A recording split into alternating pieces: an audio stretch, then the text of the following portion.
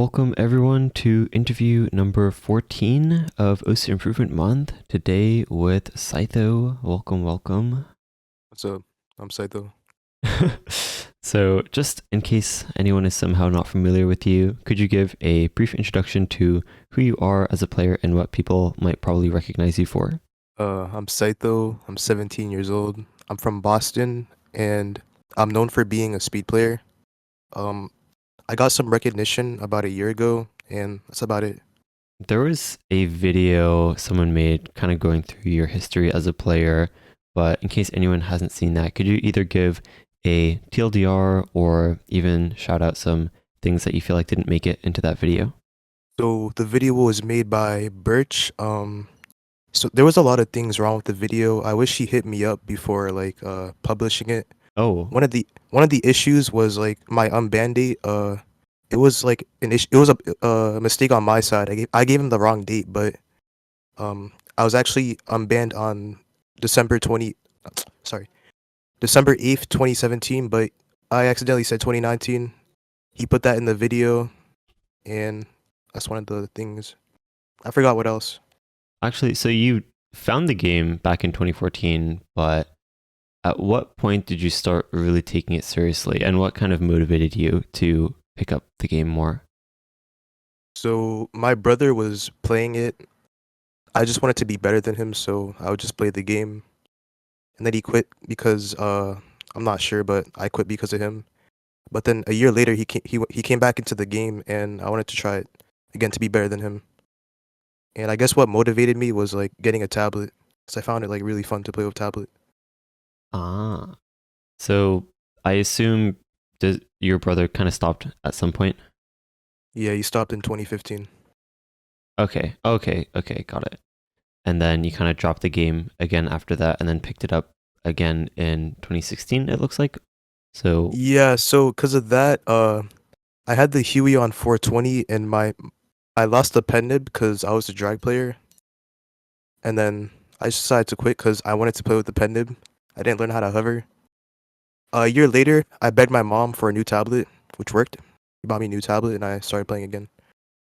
and then that leading up to your restriction, which, in case anyone's not familiar, could you give some context? I think some people hearing that might actually be surprised. Okay, so I was on YouTube. This was like near the end of 2016. I found some free cheats, and I had an idea. What if I make a new account and try to get to rank 1 as fast as possible? So I made a multi account. I played everything will freeze, time freeze, top diff with all mods, all 4 mods. I got 4,000 PP and was instantly banned. And I had a new plan. I'll make a new account, but I'll start from the bottom, like get low PP scores so I don't get banned. So I do that. I get a 40 PP play. I get restricted.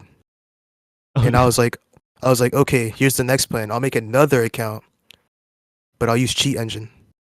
I Oh. put in cheat engine. You know how cheat engine has like the speed hack? I Yeah. put that in. I instantly got restricted. Oh my. And I was like, okay, here's the ultimate plan. I'm going to play love maps so I don't get instantly banned. I put on Delta Max, get number 1, Snipe Cookie Z. He was number 1 at the time. And I got it a lot of spectators. They wanted me to play like the Promethean Kings, which was like the hardest map at the time. And I was playing that. I got a 500-hour silence. And I check why. Uh multi-counting. And I'm just like, oh shit. So I got banned a bit later. I was locked out of my client, so I had to like delete some files to like log back into my account. I log in. 10 minutes later, I get restricted, and then I was like, oh shit, what do I do? Oh no. And then I signed up to Ripple, a private server, like a month later. And because it was a private server, I didn't think you could get banned, so I DT hard rocked Freedom Dive 4 dimensions. Got restricted. Oh no. And I just decided that cheating will just get me in trouble no matter what. So I just deleted the cheats off my computer. How did that affect your overall motivation with the game? So it looks like you were restricted for, I guess, 9 months at least, or One actually year, one around a month. year. Oh, 1 year and 1 month. Okay. That impacted my motivation negatively because I was starting to really improve at the game during that time, and I got into mapping. Not being able to submit my maps was like it was bad. I really wanted to, but I couldn't. 'Cause I was restricted. So, what types of maps did you gravitate towards, especially when you were starting out kind of playing with your brother? Was speed always something that you tried to gravitate towards, or did you just play whatever your brother did? Um, I just played like I don't think I had a 4-star FC when I played with my brother. I'd only play like normal maps and try to SS them. That's all I did. I didn't focus on improving. So, at what point, I'm curious. Oh, actually, before we get to that, how often did you play during your restriction, or was it mostly were you focused on mapping, or did you just kind of leave the game for a while, or what?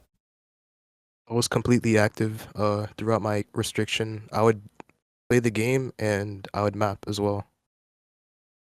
So during that time, were you kind of focused on? Because I know some people, when they're restricted, they're like, okay, I'm going to try to improve it as much as possible, so that when I get unrestricted, I can just kind of climb super fast.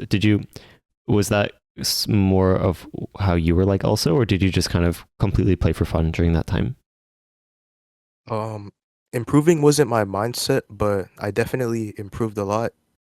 During that restriction, I got my first 5-star FC and my first 6-star FC, and I learned a bit of speed as well. So from there, I think pretty much ever since then, you've been pretty active. I'm curious how your progression sort of went from there. Like, what exactly made you gravitate towards that playstyle? And like, were there any other types of maps that you kind of picked up for a while, or like skill sets? So 2017 through 2019, I was just a farmer. I'd play like no mod maps. I had speed. I don't know where. Well, I easily just like learned speed, I guess, but like I would always farm like jump maps. And actually, I'm not even sure. Oh, it sort of seems like speed kind of came really naturally to you compared to others. And I think at this point, I'm sure you get a lot of questions from people, especially as a streamer in the community. So, are there any really common questions you get about speed, like how to start learning speed, or like, I don't know, common mistakes you see people make, or anything you kind of want to shout out during this interview? So how I got good at speed is I spammed a lot of those stream practice maps. I did a lot of that, and I had to get a mechanical keyboard as well. Those are like the two main things that like helped me improve my speed, and I just played those maps every day. Oh, I remember your video on speed where you really emphasize, I think more than any other guide, it's just like no breaks, no like I Yeah, don't no know, breaks. no shortcuts. Just I also like, uh, I guess coffee too. I used to like drink a lot of coffee, and then you know how you get nervous at the end of the map, like that gives me like a little speed boost, and I would use that on the stream practice maps, and that'd push my speed further. I see. So sort of using shakes as an advantage because it kind of loosens up your fingers, Yes, like a nerve boost. right? It's kind of weird. So would you say that stamina and speed are very heavily connected, or would you say there's a difference between the two? I'd say like both. The more speed you use, the more stamina you'll need. So it like it correlates, but yeah. Okay. I mean, do you feel like improving, kind of pushing speed only will end up improving your stamina and vice versa? I think if you focus on speed, it will make you'll get more stamina for like lower BPMs. I think it will help you. But not vice versa? No, because there's things like finger control and being comfortable with the BPM. You have to get used to those. I feel like you sort of as a player have become very like I don't know how to put this, and I mean this in a good way, but it's like you sort of have this cult following, but like in a good way. I don't know if that's something that you kind of recognize as well, but I feel like you more than many other players that I see kind of have that. Is that something that sounds accurate? Um, I don't know what you mean by cold following. um, it's like I don't know. I see a lot of people actually like I don't know. I think just the way that you kind of are within the community, like, is kind of like a lot of people gravitate towards you as their favorite player, and a lot of people also. I see a lot of people, especially these days, mention or sort of reference the clip that you did with BTMC, where Oh yeah. can you talk about that a little bit? So, it was just be on BTMC stream. I was just trying to be a comedian. Uh, did that caffeine thing. I had a package of like creatine that came in the mail. Like, I squeezed that in as a little joke. Like, use cocaine as well. And I think a lot of people actually believe that if you do like hard drugs, he'll make you good at OSU. I wouldn't condone that. Don't do that. Don't do cocaine. A lot of people there's a lot of questions that come in about like hard drugs or um like steroids. Someone asked about injecting steroids to have infinite stamina. Can you comment on that? I think like so steroids are supposed to like give your muscles more energy to like put in more reps and stuff. Um, when you tap in OSU, I don't really think it'll help you because you're not really using a lot of muscles, I guess. Right, right. You can't just, I don't think you could just like inject it in and instantly stream fast. Like, speed is something you have to build up eventually, like over time. Yeah, I want to emphasize we're not condoning the use of any of this. Caffeine is okay if it's, by person basis, but yeah, don't use hard drugs. They'll ruin your life. I can't believe we have to talk about this. Yeah, I can't believe we need to make this disclaimer, but just in case. So you did mention that tapping doesn't really involve muscles per se. Can you sort of talk about like where, I guess, like for you, and this also differs person to person, Oh, it but definitely involves muscles, but not a lot of muscles. right, right. Or I guess not the same type of like quote unquote stamina that people would think of with like endurance training at the gym or things like that. So, or even like, I feel like actual forearm strength. Actually, I don't know. Do you have experience with like developing forearm strength outside of OSU? 'Cause I know some people do talk about like, oh, maybe if I get like swole forearms, then it'll help my stamina. Is that something you can comment on?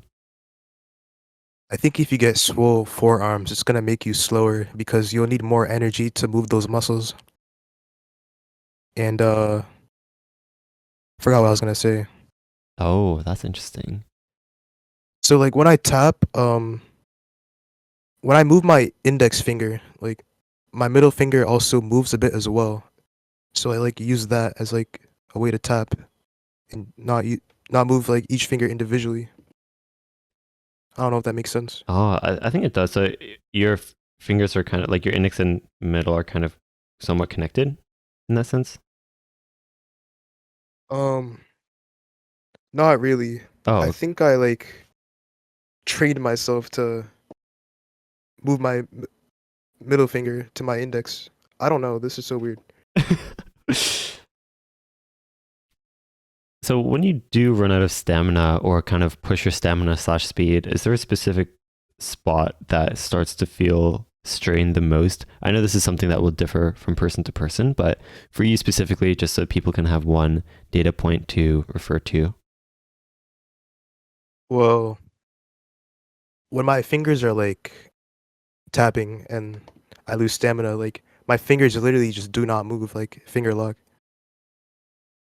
And it's not really like strain, it's just like it's my brain telling me no, you can't tap no more. Ah, So, speaking of finger lock, there's actually a question that came in asking you how you sort of deal with finger lock. Um, so to deal with finger lock, I think it completely has to do with how you warm up and the maps you play. Um, Playing finger control is a really good way to help with finger locking. Because if you like understand the BPM more, it won't really be an issue. One thing I think of, especially these days when it comes to improving finger locking, quote unquote, is the wooting keyboard that I think a lot of people started recognizing you or associating with you as well. Can you sort of comment on that keyboard and sort of what it helps with, and particularly regarding finger lock, I guess? So, I think the wooting keyboard will get rid of your finger lock. Not completely like get rid of it, but like 80% of your finger lock will go away if you use it because like the rapid trigger function.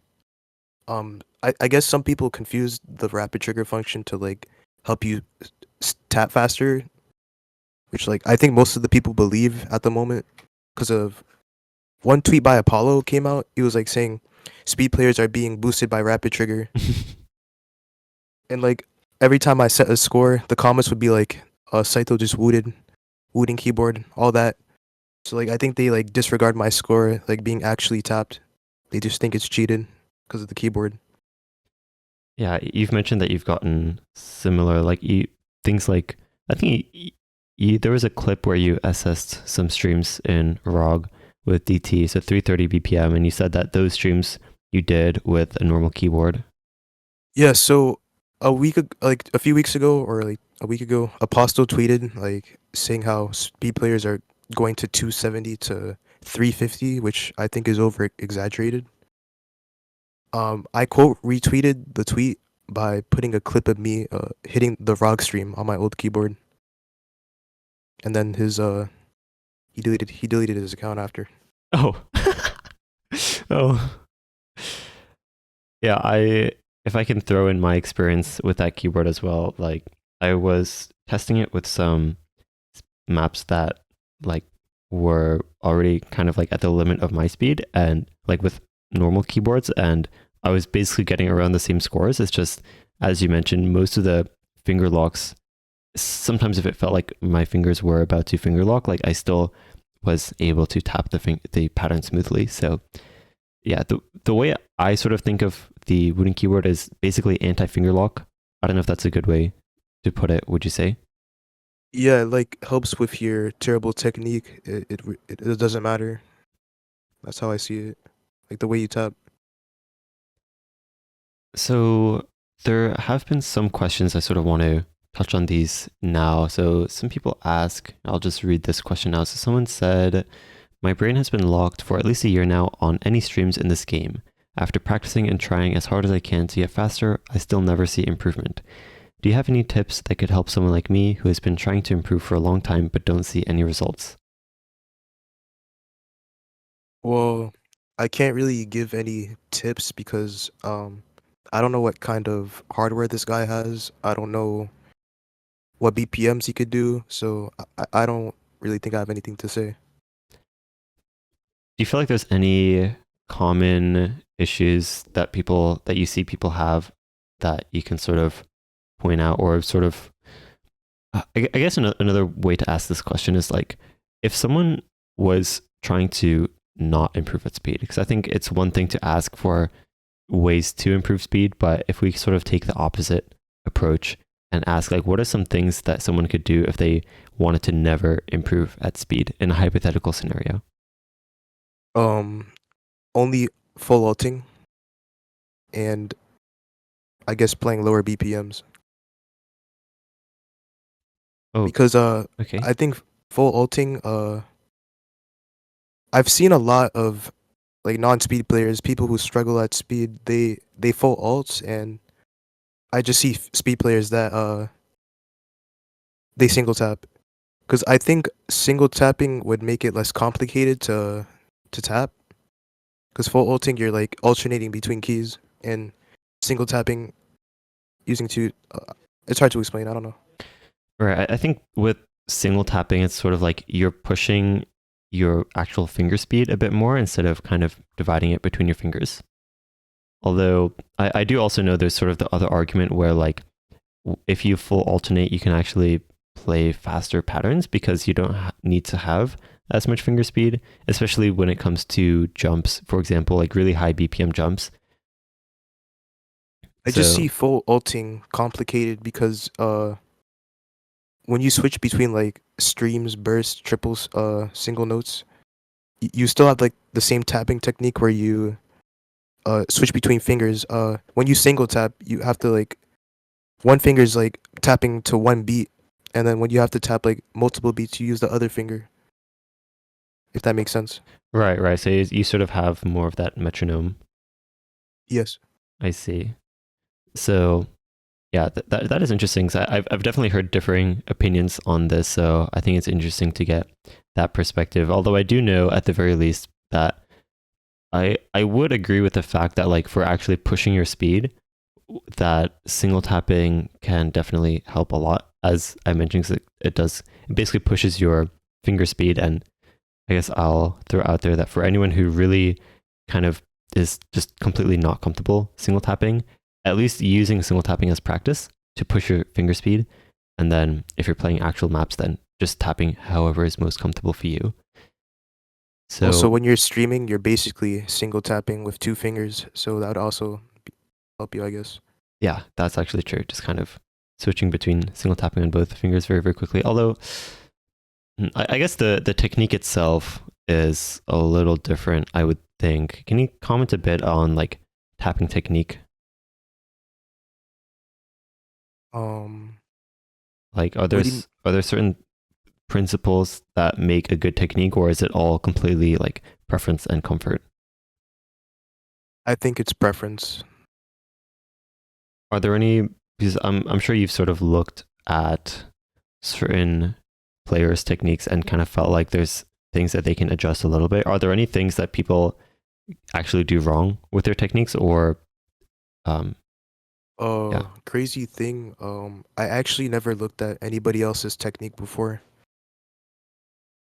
Ah, I think what's coming to mind is that same clip with BTMC where you were looking at that person's streaming, and Ed was kind of giving comments on Oh, I like, was just trolling the whole time. oh, okay, okay, He kicked me from the call like oh, at the okay, end. okay. So okay, that's interesting actually. So yeah, I do hear that. I mean, usually what I hear is that as long as your tapping's comfortable, then like it seriously really does not matter, and that everyone taps differently. So I think that checks out with your answer as well. Yes, same thing goes for like grips. You can't just copy White Cat's grip because White Cat's grip's hilarious. So some people ask, so aside from the tapping aspect of speed, there's also the high AR aspect. Is that something that you can comment on, ways to improve or get better at higher ARs? Oh, I actually wanted to make a video on it.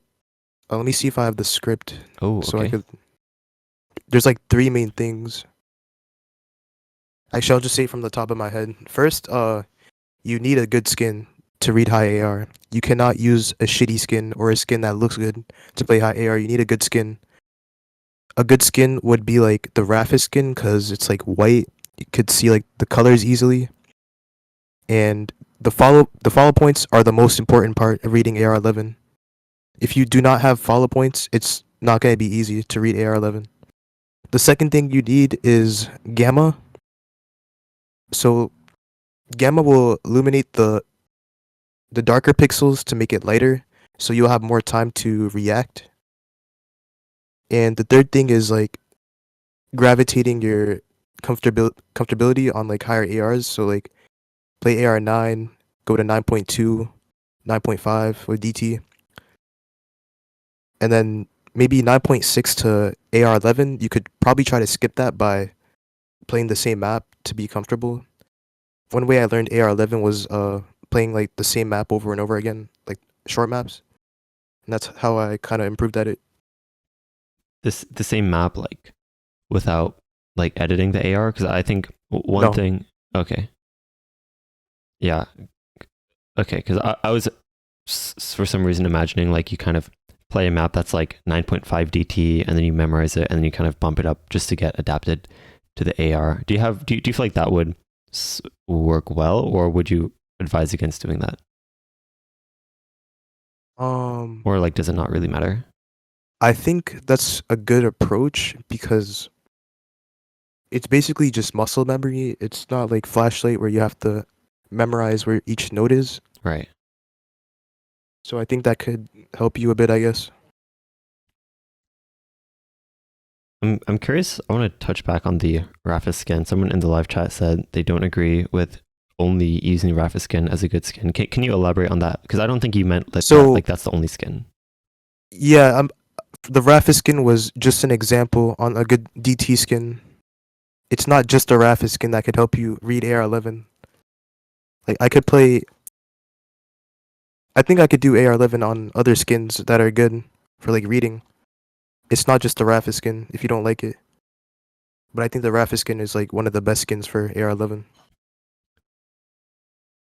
Yeah, I think the general principle that you mentioned of like very kind of like simple looking with bright colors, if that makes sense, and maybe like even white color only, which is what Rafis' skin kind of is, but something that's very clear to see every single circle.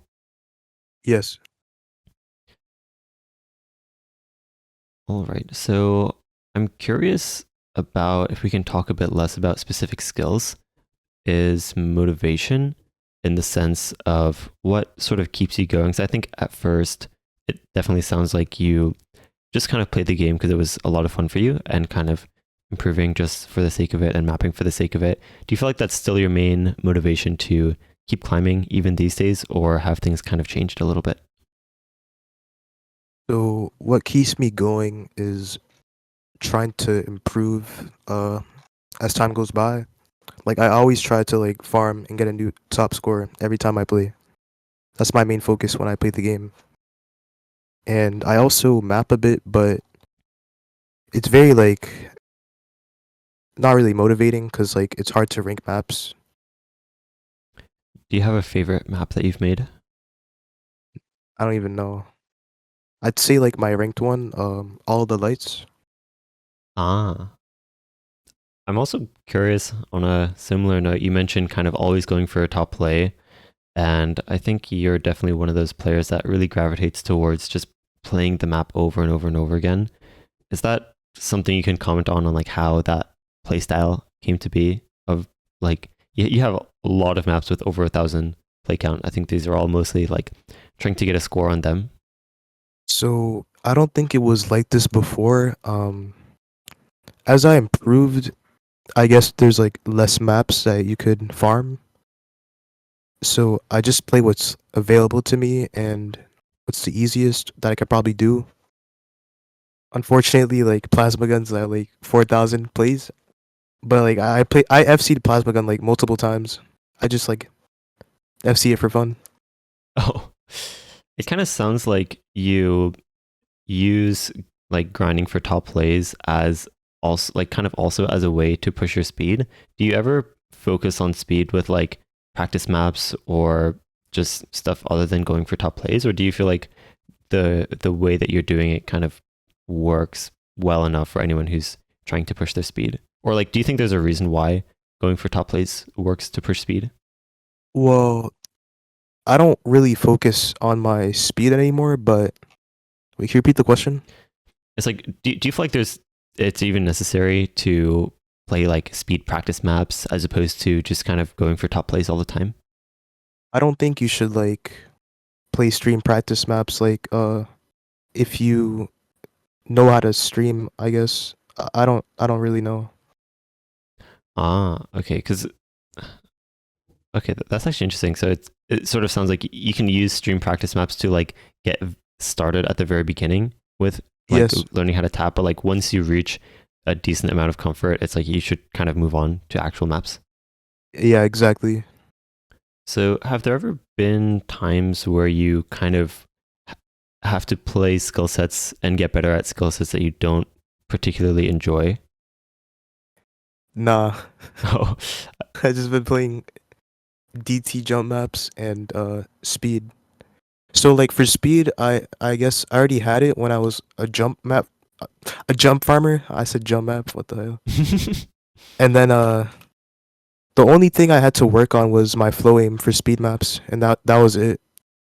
So I guess I improved at speed quickly that way. I just had to work on my flow aim. Was there anything specific you did or like tried to focus on when improving flow aim, or was it really just a matter of like finding maps that challenge you and just kind of playing them over and over and over again? It just like I never actually really practiced my flow aim. I would start off with like jump maps that had like speed sections. It wasn't that like spaced. I already had like the tapping.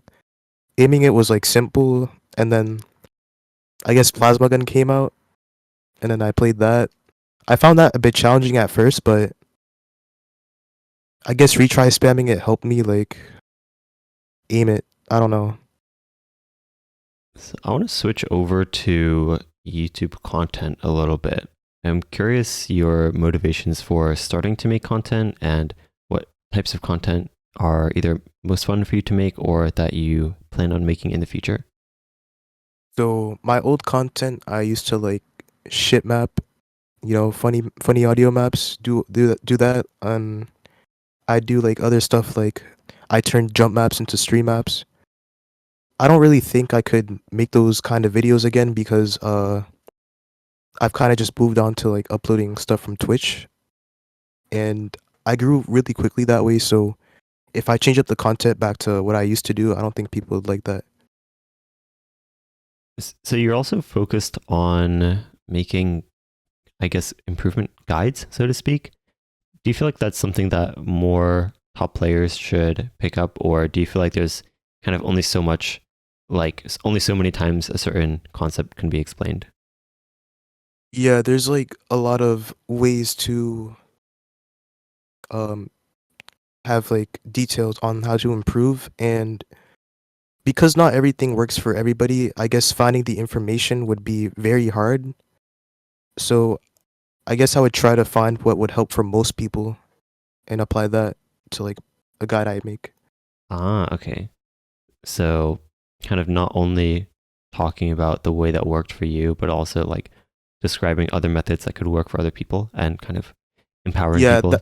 that's like one of the most challenging parts of making these guides because not everything like you do would work for anybody else. So yeah, that's why it makes it like challenging to like make a guide. Do you have any thoughts on, I guess, the current state, quote unquote, of OSU content? Do you feel like there's anything that we need to see more or less of? I don't know how much you keep up with OSU YouTube as a whole, but yeah.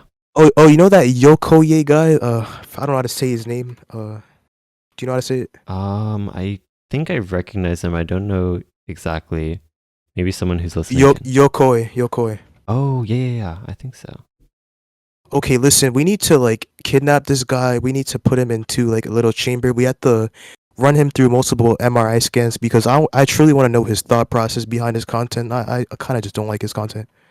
Oh, wait, yeah, this guy. His content, oh my god.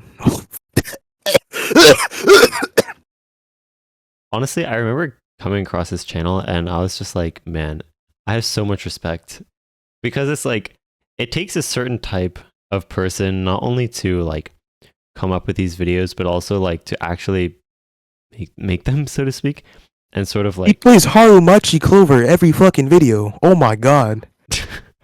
Also, again, with the content of YouTube, like this year, it's kind of sad. Like last year, anybody can make a video and get 100K views.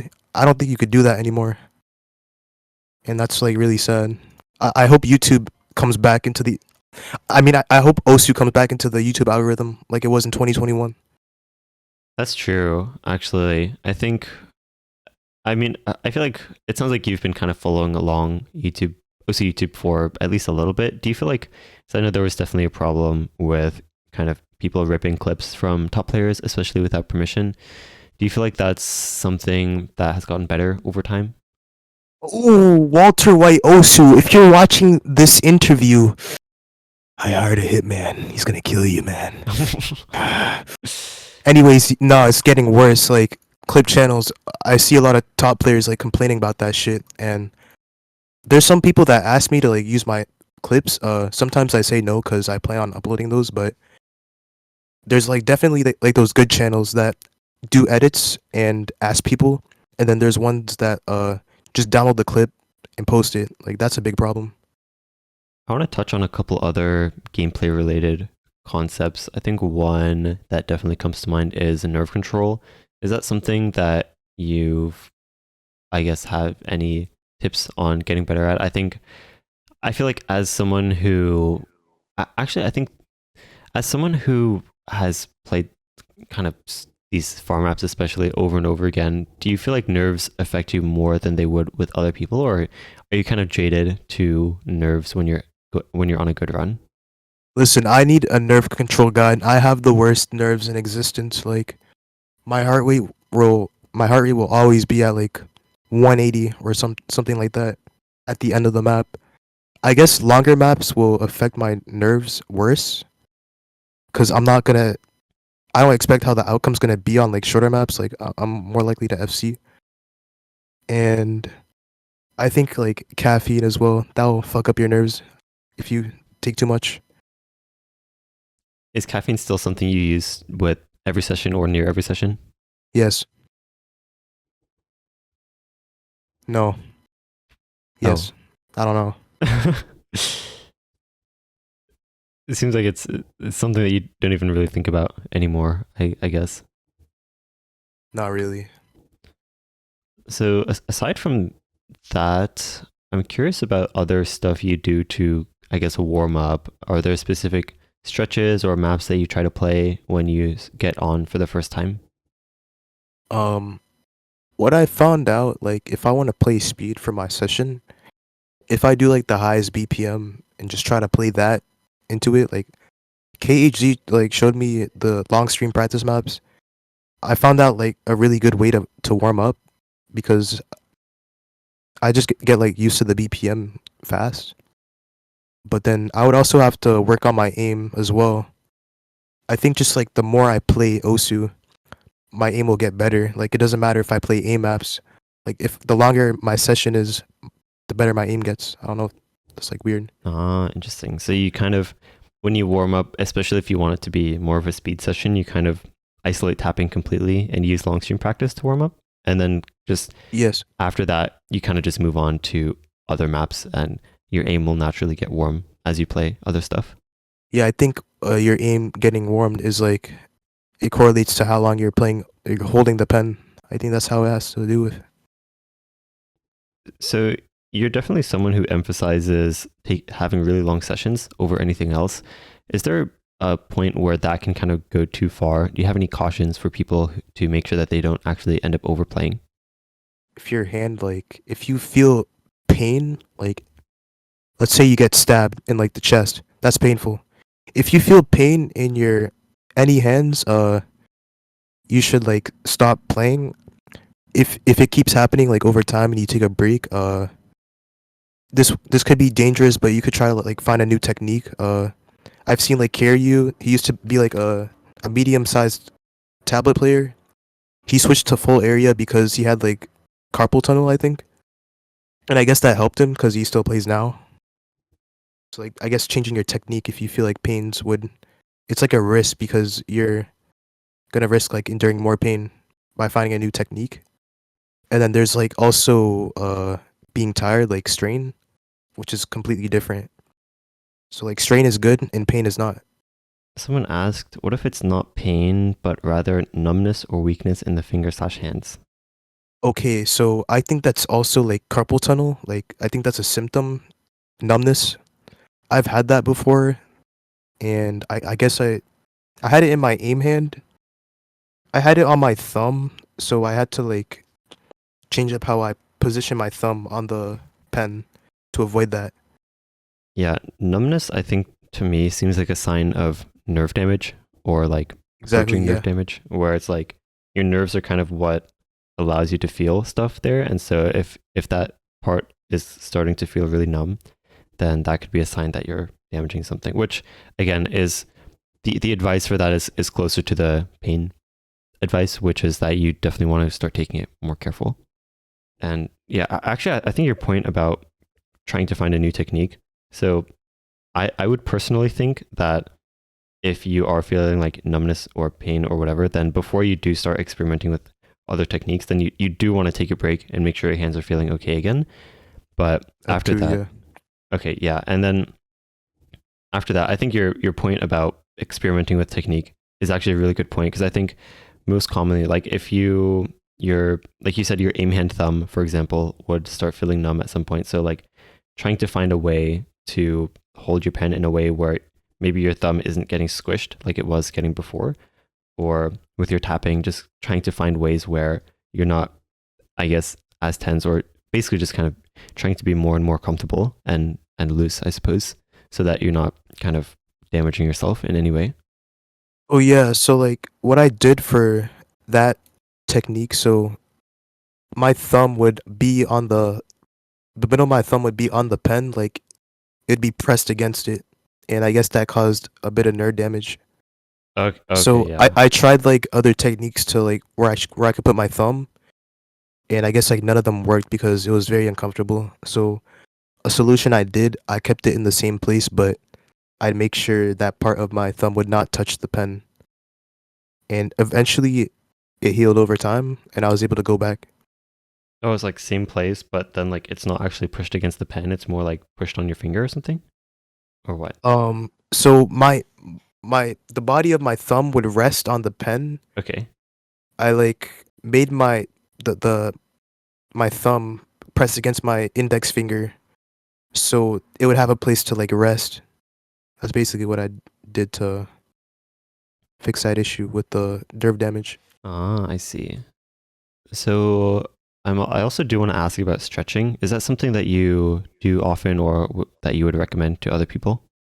Yeah, I recommend stretching on your OSU sessions. I think that's really important to like stretch. I don't know why, but it'll just help you. Is that something you do, or you would recommend doing as like a warm up before your session, or after your session, or when would you recommend doing that? So I would recommend doing what I do, but it's when I feel like I need to stretch. Like I think people like just stretch to like avoid any injury. I just do it when I feel like I need to. It's like a weird thing. Sometimes I stretch when I'm streaming. So like if you were to go into like one of my videos, I stretch my pinky and my ring finger.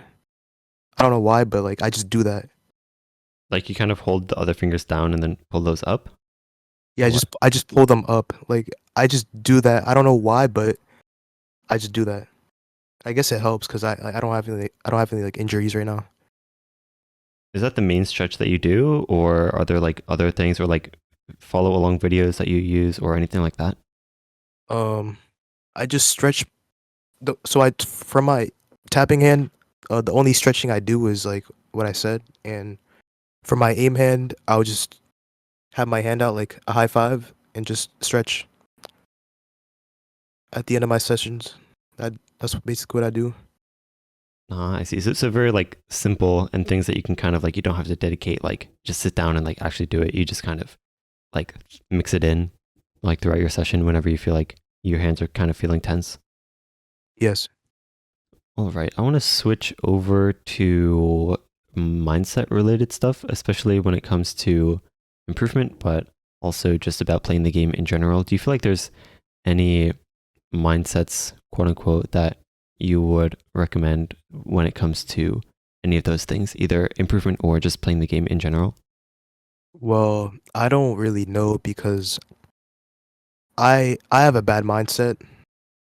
I guess because I'm always focused on doing one thing, and that one thing is like really hard to accomplish. Like I'm trying to get like a 1,000 PP play. I've been trying to do that for like a year, and like as time goes by, like it's like really just unmotivating. So you I don't sort of really have mean anything for mindset. is okay. So I guess what I'm hearing is like your mindset or like approach to playing the game kind of revolves around like picking one goal and just kind of like grinding at it, even if it's like kind of really out of reach. Yes, that could be like a good way to like mindset. If you let's say if you want to improve at aim, you could like I don't really know how to explain it. Never mind. But like, yeah, it sort of seems like when you have a really high goal in mind and you kind of just kind of laser focus on it, even if it feels really impossible, it sort of like gets you like to push yourself in that direction and eventually like really break past those old barriers. Yes. Do you have any comments on sort of comparing yourself to other players? Especially, I think a lot of people find themselves comparing themselves to other top players. Do you have any comments on that sort of comparison mindset? Oh yeah, like do not compare yourself to a top player like Emmerich, even though he's like 5 times better than you. Just like do not do that. It's really dismotivating, and again, don't do that. Personally, a lot of people compare me to Marami, which I think is really stupid because he's like the rank 2 player, and I'm just like a high six. I'm a high 2 digit, and people like always compare me whenever I set a score, and I do find that very annoying. But it is what it is. I can't really stop that. On a similar topic, someone asked, how do you deal with underperforming? How do you underperform?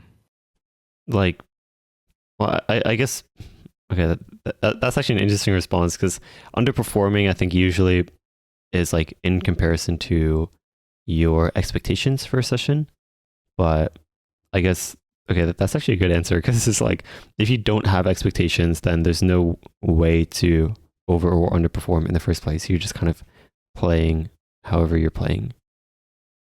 I think you can't really play worse than how you usually play. So I think that just like do whatever you do in your session. Don't like have a goal. I get actually that's kind of stupid to say, but don't expect that you're gonna get like a new top play every session. Don't do that. Yeah, I think there's an important distinction here between having goals and having expectations. Because I think goals are kind of what push you to improve in a certain direction, but expectations can be really limiting and make you feel like you have to live up to that certain performance. I think a lot of people sometimes experience like when they have a really, really, really good day and then they set their expectations at that same level for future sessions. And then when they're not really playing as well, then they kind of beat themselves up over it. Yeah, I could see people doing that. I don't really know what to say if something like that happens. It kind of sounds like that's not even something that comes to mind for you. Not really, because I literally play the same maps. Actually, So, a couple other gameplay related stuff. I want to ask about Relax and Autopilot, those mods. Do you have any thoughts on those mods? Do you think they're helpful in any way to play? no. So I've seen like this clip of some streamer. They were playing like Wizard Tower with Relax, and then they were talking about how their aim was improving. So they overlaid their gameplay onto their tablet. I don't know why they did that, cause like it's just how they aim and how Relax like will pick up the notes you like the your cursor detects. I don't know, but you have to work on like snapping to the right spot and stuff like that. It's all reading. I don't think Relax will help you at all. That reminds me of those clips where people turn on Relax and they spin a giant circle on cross screen jumps and they just hit all of them. Yeah, like if they tried to snap to each note, it'd probably take them like half the time to. I mean, they could probably do it at half speed. I don't know. Yeah, for sure. But I think that point about how like Relax, when you play with Relax, it'll pick up your cursor going over a note, even if like it was only for like 1 millisecond and you would have never really like been able to synchronize that with your tapping. So you're kind of mentioning that when you're actually trying to improve your aim, you should really focus on being able to snap and land on the note with enough time to tap it. Yeah, I think it's mostly reading and snapping. Those are the two things when it comes to aim on especially like jump maps. I'm curious your thoughts on, I guess, kind of reading and how it relates to aim, and also some ways you think would work to improve your reading. Specifically, not really talking about like low AR reading, but sort of the reading that's necessary for higher star, higher BPM aim. No, I think it's like depending on how far you could like see the notes. So like a top player by the name of like Rudge, he told me that he makes his in-game resolution a lot smaller so he could see more circles like better, like smaller jumps. But like the trade-off is that the circles are smaller. So I think playing hard rock, getting used to the smaller circle size will help you like snap more accurately to the notes. Ah, okay. So sort of kind of okay, so it almost sounds like learning precision is almost the way to kind of improve almost like your focus on actually being able to see those circles a little better, but also your muscle memory with your aim. Exactly. Like all my when I play aim and I miss, it's completely because I wasn't precisely on the note. So I think like working on precision is the most important part of like doing jumps. Someone in chat mentioned you should just play higher CS maps on your normal res or like smaller CS maps. Do you feel like there's a comparison you can make between like playing small CS with your normal resolution versus like making your entire game smaller? You could do that, but playing higher start jump maps like cross screen would be more tricky to read though. But you could try to learn how to play on your normal res, but yeah, I don't know. Yeah, I think that's actually a really interesting point. Usually people don't mention precision when talking about reading, but I actually think that's really important, especially for the type, I guess, the type of reading that we're talking about here. So I want to go back to mapping a little bit. I'm curious a couple things. One is probably, do you feel like having experience as a mapper has helped your gameplay in any way, or do you feel like they're kind of completely separate? I didn't think of this at all, but I don't think mapping will help you with how you play, but I think as you get better at the game, it will help you with mapping, if that makes sense. Oh, can you expand on that a little bit? So I guess if you told a top player to make a map, um, it'd come out way better than somebody who's like a six digit or new to the game, because they know what pro players know what makes a map bad, so they know what to avoid when making something, which is Ah, kind of like how Emmerich he quickly improved that mapping like really quickly. If you've seen his maps, it right. took him like 5 months to like be able to map very good, which is really quick. It took me like almost 4 years.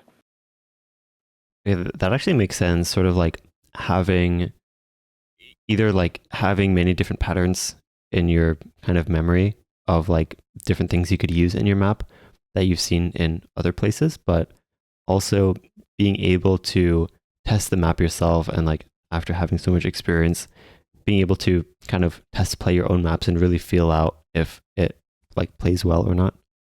Like knowing what's bad Right, like exactly. to play. And I also want to ask about the ranking process a little bit. What's your experience with that? I know you mentioned that it's kind of tedious to get your maps ranked. Do you have any thoughts on like how the ranking process feels from a mapper's perspective, and also anything you feel like you would want to improve about that process?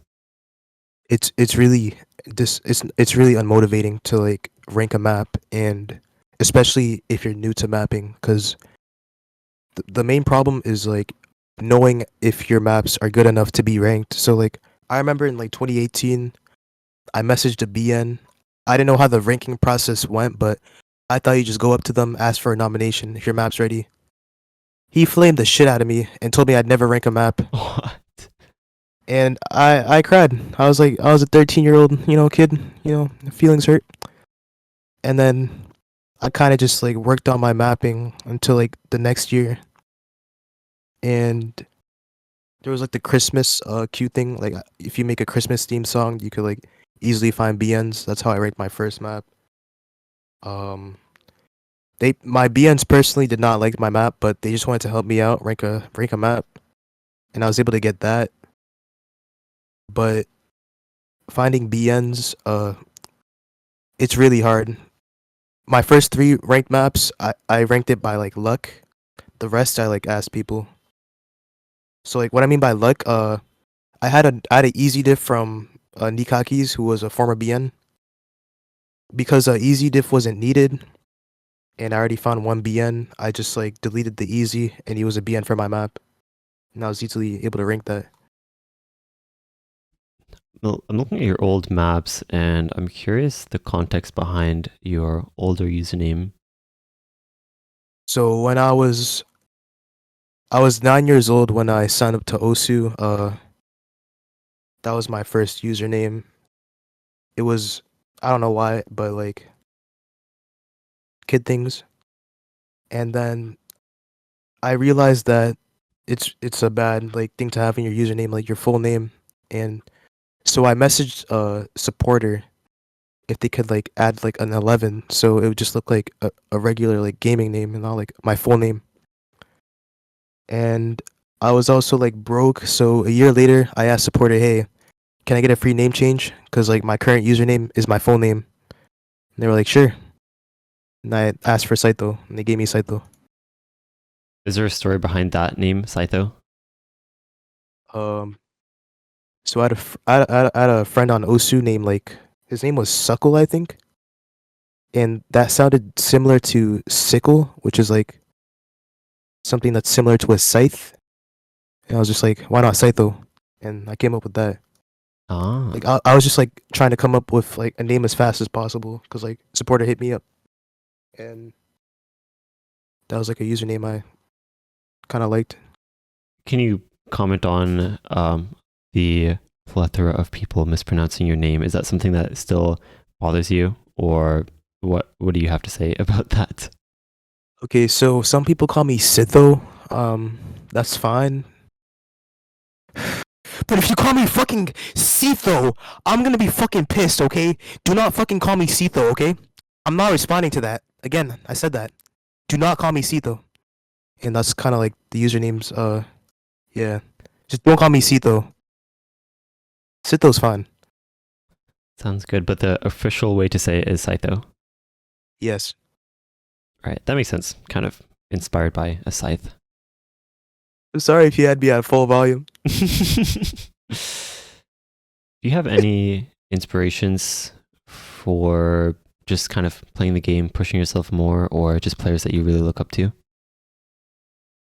So one thing that could like help you keep on going is having a goal on what to do.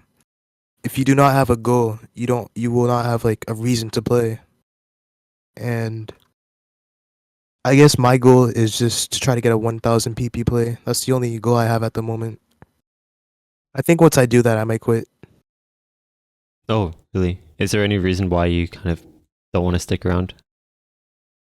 So I just want to get a 1000, and like I had mapping as a goal, but the ranking process, again, it's really just motivating. Like it's almost as if I'm wasting time asking like people for help and stuff. So like I don't really see that as a reason to like move on with the mapping scene. So do you feel like after reaching that 1K goal, you sort of have nothing else to strive for? Is that really the only thing, or I guess I shouldn't put it that way, but is that the main thing that's still keeping you grinding the game, or is there still sort of some inherent passion? I did like making content, but as far as like playing Osu, just like getting a 1K is the only thing I want to do. And for like content on YouTube, if I do quit playing Osu, I'll probably still make like Osu videos on improving. I might do that, but I just won't play the game. I'll still be in the community. Do you have goals to, I guess, grow as a content creator, even if it's not anything OS related? You have to make good videos if you want to grow. You can't just like upload random shit well, that's basically what I did. But I guess I started like I pioneered like a genre of content. So like the shit mapping. I used to do that, and then a YouTuber by the YouTuber by the name of like Harvey came out. He has like 30K subscribers. He's like a host YouTuber. His first shit map, it says it was inspired by me, like what I did, and Oh, then he just did that, and his videos would get millions of views. It was crazy, and like, those videos are good, so it got a lot of attention. But you have to make videos that like impress people, entertaining to watch. You can't just like upload random shit if you want to grow. well, I didn't even realize. I've never seen this channel before. Harvey, Harve. I know Ari Yeah, made a video too. The yeah, Aries video. Yeah, YouTube, also YouTube a year ago. That shit was amazing. It's. I hope it happens again. Now that I think about it, maybe this is what inspired Ari's video. Yeah, I sort of like pioneered that genre of shit maps. I want to take Eh, credit for that. that's awesome. Do you have any lessons you've learned from Osu that you feel like apply even outside of the game? Um, Mindset, like finding a reason to do something so you can achieve that goal. Like I think that's really important to me because right now I'm going to college. I want to get a college degree so I could get a good paying job so I don't have to live off my parents. That's a goal for me. So like that's something I'm doing. But sort of like striving towards a certain like long-term goal that you set for yourself. I guess. I don't know. Just like having a goal is like something that'll help you keep on going. All right, there's one last question I want to touch on. Someone in the forum asked how to win at the game. To win at the game. Like what Yes. way? Like How do you win at well, I think that's up to your own interpretation. What do you think defines winning the game of Osu? Yeah, I don't know. What uh I guess it's like being the best at what you do. Wait, can you repeat the question? How do you win at the game? Play more. Well said. Thank you, Sytho, again for taking the time to answer all these questions, and I wish you the best of luck in. Thanks for having me. Yeah. So, are there any places that people can find you other than your OC profile? You can find me on Twitch, Sytho11. You can find me on YouTube, Sytho. Find me on TikTok, Sytho with 3. Don't go to my TikTok actually. Yeah, that's about it. All right. Thanks again for joining and everyone for tuning in. And I think that's going to Do not wrap go to things my up. TikTok. Okay. All right. We will see you all next time.